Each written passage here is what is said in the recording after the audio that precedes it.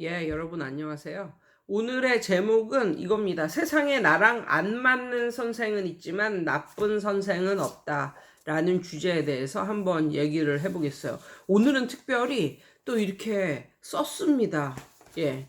난 그냥 입을 터는, 원테이크로 그냥 입을 터는데 오늘은 좀, 그래도 그냥 입을 털어서는 안 되겠다. 한번 써보자 그래서 썼습니다. 예. 제가 이곳에서 아무것도 안 하고 1년 정도를 쉴 때가 있었어요. 예. 퇴촌해서 그냥 아무것도 안 하고 살기만 할 때가 있었는데 지금 생각해 보면 정말 내 인생에서 티칭을 안 하고 대학 졸업 이후에 아무것도 안 하고 산 시점은 거의 없었던 것 같은 그런 느낌입니다. 아무것도 퇴촌해서 아무것도 안 하고 1년 동안 살았던 그 기간에도 저는 2명의 아이를 가르쳤습니다. 예, 과외로. 예, 대단하죠. 퇴촌해서 이제 고등학교 2학년 아이를 우연히 알게 돼서 이제 과외로 가르치게 됩니다. 근데 그 학생은 대안학교를 나온 아이였고 중학교까지 대안학교를 다닌 아이였고 고등학교는 여기 광주 시내에 있는 그 남학생으로만 이루어져 있는 비교적 높지 않은 약간 중하위권 정도의 고등학교를 다니고 있는 2학년 남자 아이였어요. 예, 그 아이를 과외로 가르치게 됩니다. 그 아이가 저희 집으로 이제 오는 거죠. 주 2회 한 2시간 정도를 가르쳤었던 것 같아요. 그래서 이제 뭐 얘기를 들어보니까 뭐 여태까지 한 50점 이상을 맞아본 적이 없고 영어를. 예. 그래서 거의 뭐 학문을 포기하는 시점에서 어떻게 우연히 저를 알게 돼가지고 이제 마지막 지푸라기라도 잡는 심정으로 저에게 이제 영어를 의뢰를 하는 거죠. 그래서 첫날이 참 기억이 나는데 내가 걔한테 이랬거든요. 이제 모의고사 고등학교 2학년인데 고등학교 2학년 모의고사를 풀게 됐어요. 이제 뭐 선행은 꿈도 못 꾸고 그리고 단어를 정말 쉬운 뜯어먹는 수능 0단어라고 있는데 그거는 거의 중학교 때 거의 마스터하고 고등학교로 올라가는 그런 단어인데 그걸 외우게 시켰습니다. 그것도 많이도 아니고 하루치는 30개의 단어예요. 그거를 이제 숙제로 내주고 나서 이제 첫 수업을 하게 됐는데 걔가 싱글벙글 하면서 오더라고요. 그래서 이제 단어 테스트를 봤는데 내가 걔한테 너 다 외웠니? 그랬더니 다 외웠다는 거예요. 그래가지고 이제 단어 테스트 용지를 이제 딱 주고 이제 시험을 봤는데 100%다 외웠다는 애가 한 15% 정도밖에 못 쓰는 거예요. 15%에서 20% 정도밖에 이거를 단어를 못 쓰는 거예요. 그러면서 막 울먹거리더라고요. 그래서 너 다 외워왔다며? 100%다 외워왔다며? 그랬더니 자기는 여태까지 단어 공부를 해본 적이 없어가지고 느낌으로는 다 외웠다고 생각을 했는데 막상 이걸 적으려고 그랬더니 뜻이 생각이 안 난다는 거예요. 단어도 생각이 안 나고. 그러니까 메타인지가 엄청나게 부족한 학생이라는 거죠. 자기가 무엇을 못하는지, 무엇을 알고 있는지 그걸 분간을 못하는 아이니까. 그래서 제가 말을 했죠. 앞으로는 단어 시험을 대비를 할 때는 네가 완벽하게 다 외웠는지 확인하고 와라. 확인하기는 너무 쉽다. 그냥 여기에 있는 뜻을 한글로만 쭉 써놓고 너가 그 옆에다가 영어로 이렇게 쓸 수 있고 그거를 나중에 이렇게 두 개를 맞춰봤을 때 책과 맞춰봤을 때 다 맞으면 그제서야 너는 그 30개의 단어를 그러면 너는 그 30개의 단어를 다 외운 것이다 라고 이제 말을 해줬어요. 그랬더니 걔가 그 다음부터는 그렇게 외워오는데 그동안 영어 공부를 안 했기 때문에 머리가 엄청 딸린다는 거죠. 그래서 30개를 그렇게 죽자사자 외워와도 한 뭐 5, 60%, 6, 70% 맞는 예, 그 정도가 이제 된 거예요. 그래도 이제 장족의 발전을 한 거죠. 그리고 나서 이제 모의고사를 푸는데 이 모의고사를 아시잖아요. 18번서부터가 막히는 거예요. 근데 18, 19번은 굉장히 쉬운 문제들인데 난이도가 거의 너무 이제 쉬운 그런 문제들인데 그거서부터 막히니까 얘는 거기에 나온 단어조차 해석서부터 막혀버리니까 뭐 내가 맨 처음에 의도했던 뭐 이틀에 1회를 끝낸다. 뭐 이런 거는 생각을 못하게 되는 거예요. 하루에 한 5문제 정도 이렇게 설명을 하고 뭐 외우고 하는 그 정도가 이제 되는 거예요. 근데 걔가 너무나 그 모의고사를 어렵게 이제 생각을 해가지고 그것만 가지고 걔를 그 과외를 하면 너무 애가 좀 너무 막 이 가르치는 것도 그렇고 배우는 것도 그렇고 막 너무 어렵게 느껴지고 보링하게 느껴질 것 같아서 제가 한 하루에 2, 30분 동안 뭘 하기 시작했냐면 당신이 궁금한 우리말 기초회화라고 회화책이 있어요. 그 회화책이 엄청나게 쉬운 회화책이라서 초등학생 애들도 가르칠 수 있는 그런 종류의 회화책이거든요. 제가 그 회화책을 갖고 걔를 과외를 하면서 하루에 한 20분 정도 이렇게 회화를 가르쳤어요. 그런데 얘가 엄마한테 그랬다더군요. 그 선생님이 모의고사하고 더불어 회화를 가르쳐 주는데 너무너무 재밌다고. 그리고 이제 애가 공부를 좀 못하는 애니까 항상 학교에서 뭐 선생님한테도 좋은 말 못 듣고 오고 그러니까 항상 기가 꺾여 있어. 그러니까 나는 좀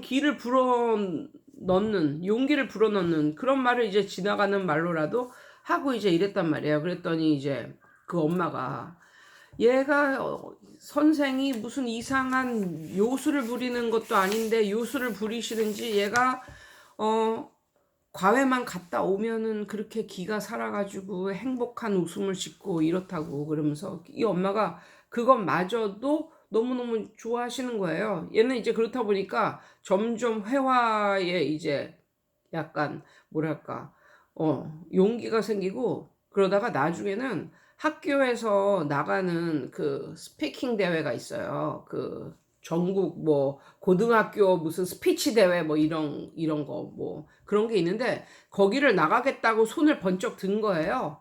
그래가지고 어떻게 걔가 손을 번쩍 들었는데 그래서 나는 또 그걸 또 스크립트를 또 네가 말하고 싶은 게 뭐냐 한번 적어와 봐라 뭐 그러면서 그걸 또 영어 스크립트를 이제 이렇게 써서 또 외우게 해주고 이랬더니 걔가 또 나가서 뭐 은상인가 동상인가 모두 타오고 이제 이렇게 된 거예요. 그러면서 얘는 이제 나중에는 영어가 가장 이제 뭐 재미있는 과목이 되는 거예요. 그래서 얘를 이렇게 하다가 내신 대비해 주는 거는 더 쉽죠. 왜냐하면 학교가 별로 수준이 높지 않은 학교이기 때문에 수준이 좀 중하위 정도 되는 학교였기 때문에 영어 내신 뭐 내신을 그 올리기는 더 쉬웠죠. 그래서 얘는 여태까지 나를 만나기 전에는 50점 미만이었는데 아무리 공부를 해도 50점 미만이었는데 영어를 어떻게 공부하는지 그런 것조차 모르는 애였었는데 나를 만나고 그 이후로 첫 영어 시험에서 89점을 맞습니다. 그러니까 이 집이 뒤집어진 거예요. 어떻게 50점도 안 맞던 애가 89점을 맞냐 뭐 이렇게. 그런데 이제 걔가 89점을 이제 맞은 게 나를 만나서 뭐 그랬던 것도 있지만 그 학교의 시험이 쉬웠다는 거. 그래서 좀 학교에 시험이 쉬웠고 내가 시험에 뭐가 나올까를 유추할 수가 있었다는 거. 예, 그래서 이제 그렇게 됐고 결국은 걔가 그래서 그 이후로 계속 내신을 잘 봐가지고요. 내신으로만 따지면 한 2등급 정도 됐습니다. 2등급 정도 됐고 그리고 모의고사를 이렇게 잘 풀었던 애가 아닌데 어떻게 운이 좋게도 어떻게 하다가 턱걸이로라도 3등급을 받은 거예요, 얘가. 그래가지고 결국은 뭐 수학도 못하고 영어, 국어도 못하고 이런 아이였었는데 어떻게 영어를 좀 잘 보고 영어 내신이 좋고 뭐 이렇게 하다가 결국은 인 경기에 있는 어떤 대학을 들어갔던 거죠. 그랬더니 이제 동네에서 난리가 났죠. 왜냐하면 걔가 나온 그 대안학교는 대학을 목표로 공부를 하는 그런 학교가 전혀 아니었었고, 그 학교를 나와서 대학을 간 애도 없었을 뿐만 아니라 그냥 그 학교는 그냥 대학을 목표로 하는 학교가 아니라 그냥 뭐 즐겁게 하루하루를 잘 살자 뭐 요런 거, 전인 교육 뭐 요런 거에 포커스를 맞추는 그런 학교였으니까. 아무튼 이 엄마는 그래서 저에게 엄청 제가 큰 은인이라고 생각을 하고 이래가지고 어떤 그 인터넷 어떤 사이트에 저에 대한 그렇게 저에 대한 엄청난 극진한 찬양, 칭찬 이런 걸 합니다. 그러면서 지금도 생각이 나는데 선생님이 이런 선생님이 태촌에 오신 것이 너무너무 복이라고 생각하고, 이런 선생님이 퇴촌에서 오래오래 퇴촌 아이들과 머물러서 정말 오래오래 계셨으면 좋겠다 그러고, 막 우리 아이가 이 선생님을 만나서 이렇게 변했다 그러고 막 그런 막 각종 찬양의 말을 막 올려주셨는데, 제가 어떻게 하다가 우연히 그걸 보게 된 거예요. 너무 감사하더라고요. 근데 그 이후에도 그 어머니께는 내가 그걸 읽었었습니다. 그 글을 읽었습니다.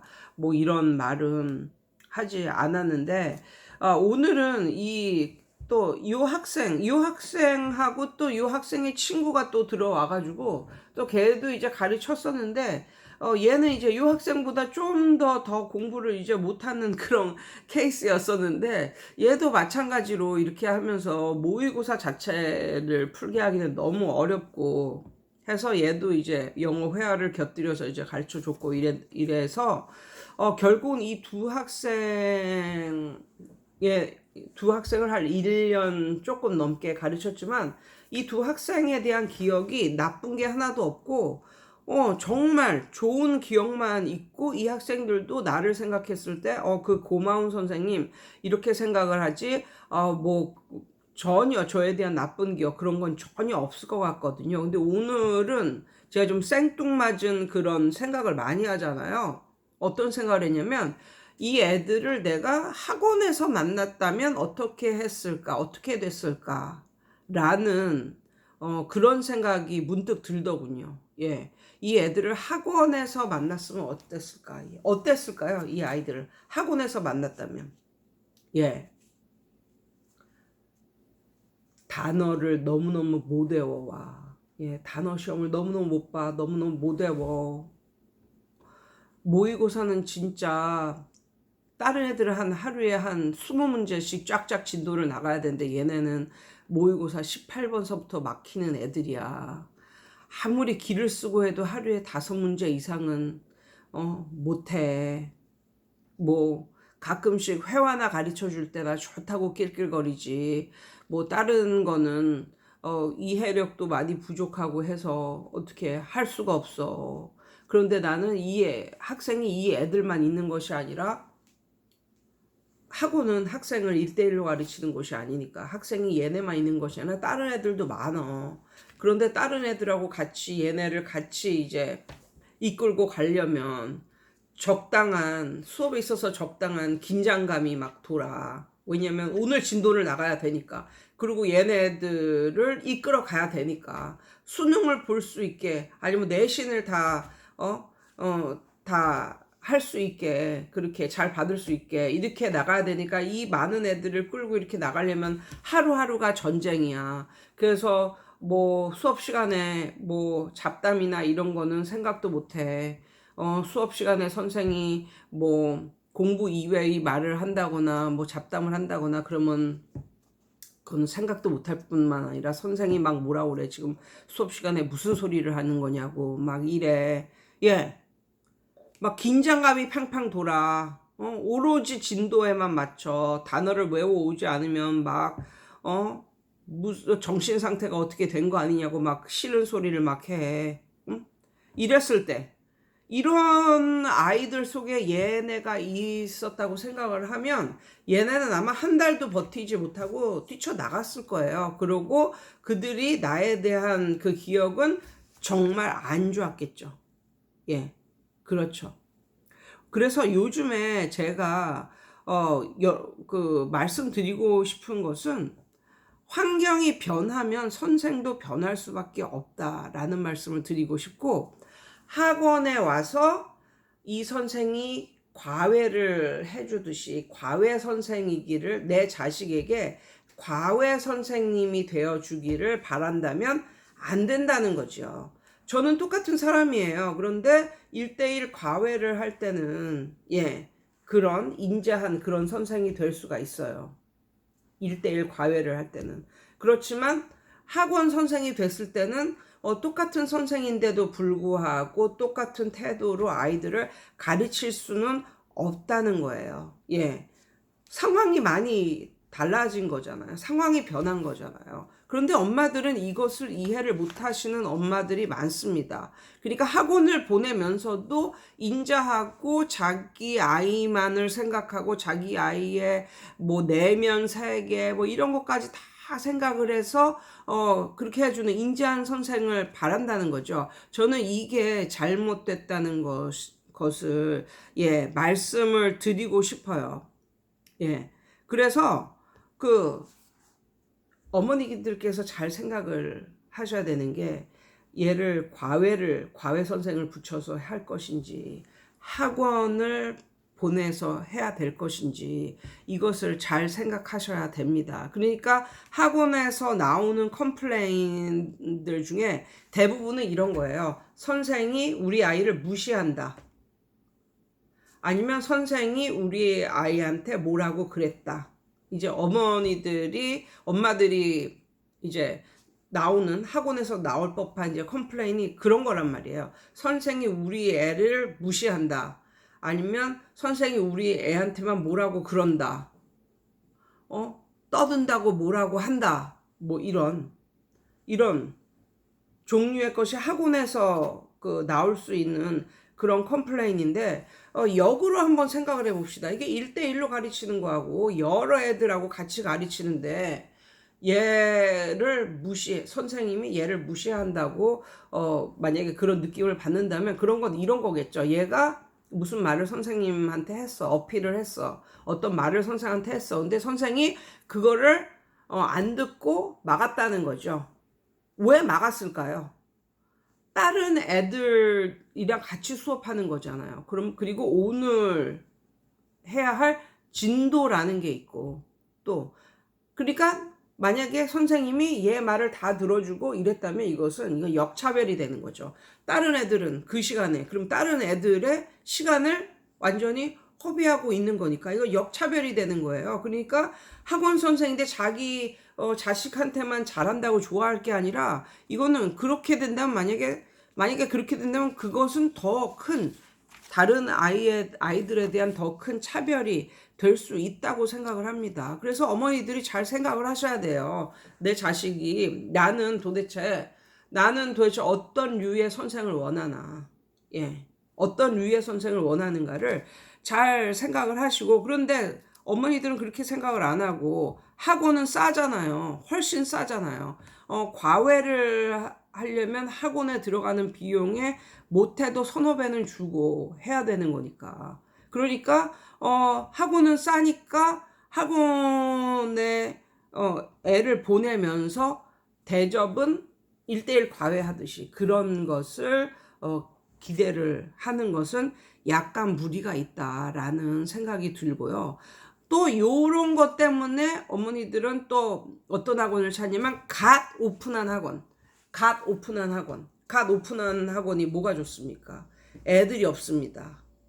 애들이 없으니까 한 명 한 명 가르칩니다. 그런데 이건 과외가 아니라 학원이니까 한 명분의 학원의 그 수업료를 받고 가르칩니다.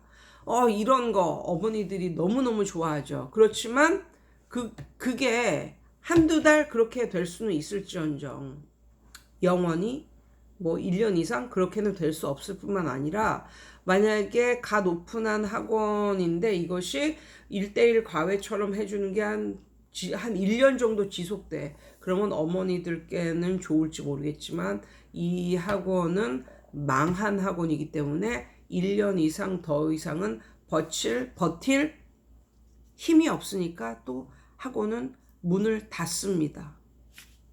예. 뭐 이런 거예요. 그래서 과외 선생님과 학원 선생님은 같은 선생이라도 상황이 다르기에, 상황이 다르기에 어느 정도 어머니들께서 생각을 하셔서 나는 우리 아이가 다치지 않는 쪽을 더 원한다.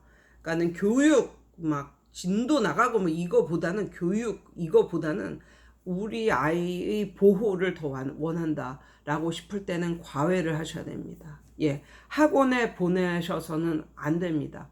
학원에 보내면 상처만 입을 수가 있습니다. 그래서 그러신 분들은 과외를 하시고요. 또 이런 것도 생각을 해봤어요.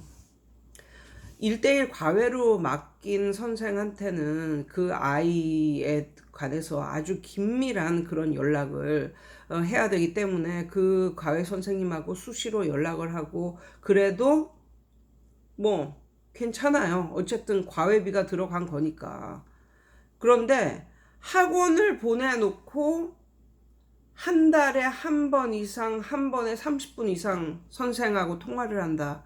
이거는 부모님이 약간 뭐랄까 좀 과하신 거라고 생각을 합니다. 왜냐하면 그 학원의 선생님도 사생활이 있고 가정이 있습니다. 그리고 학원에 이렇게 맡겨놓고 한 달 무슨 그렇게 큰 변화를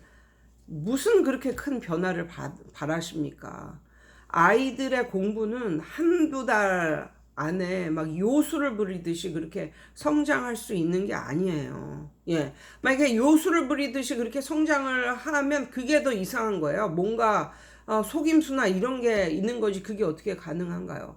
그래서 그냥 1년에 한두 번, 두세 번, 얘가 잘하고 있는지 뭐 10분 안으로 짧게 통화 이거는 가능하겠지만 학원에 보내놓고 매일매일 뭐 이 아이에 대해서 그렇게 긴밀하게 그렇게 선생님한테 연락을 주고 뭐 만약에 그러시는 부모님이시라면 과외로 돌리는 게 맞습니다. 과외로 돌리는 게 맞아요.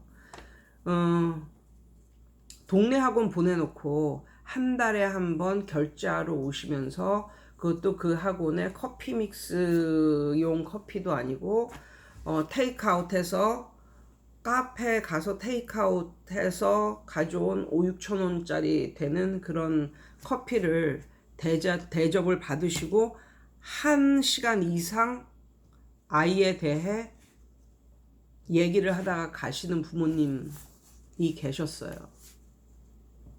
정말 그것은 exhausting 한 일이었습니다.